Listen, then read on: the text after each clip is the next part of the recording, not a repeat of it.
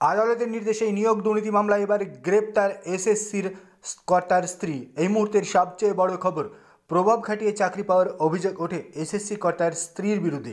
আর সেই অভিযোগেই ওই শিক্ষিকাকে গ্রেপ্তার করল গোয়েন্দা সংস্থা। ধৃত ওই শিক্ষিকার নাম জেসমিন খাতুন।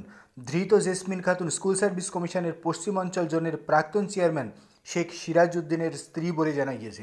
ধৃতের বিরুদ্ধে একাধিক ধারায় মামলা রুজু করেছে গোয়েন্দা সংস্থা।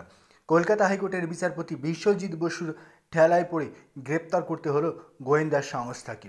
নিয়োগ দুর্নীতিতে বড়সড় কেলেঙ্কারি সামনে এসেছে, তদন্ত করছে কেন্দ্রীয় তদন্তকারী সংস্থা।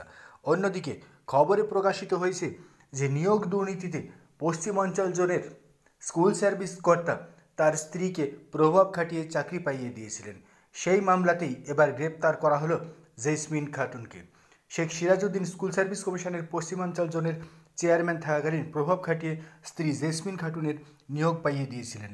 2019 সালের সেপ্টেম্বর মাসে জেসমিন খাতুন ইন্দুপুরের ভাতরা শ্রীদুর্গা বিদ্যায়তন হাই স্কুলে সংস্কৃত বিভাগের শিক্ষিকা হিসেবে কাজে যোগ দেন। কার্যত নিয়ম নীতির বুড়ো আঙুল দেখিয়েই এই চাকরি পান বলে অভিযোগ ওঠে। টেট পাশ করেননি, পরীক্ষাও দেননি এমন অভিযোগ উঠছে, কিন্তু তার মাঝেও চাকরি পেয়ে যান। আর সেই মামলাতে এবার গ্রেপ্তার হলো পশ্চিমাঞ্চল জোনের এসএসসি কর্তার স্ত্রী জেসমিন খাতুন।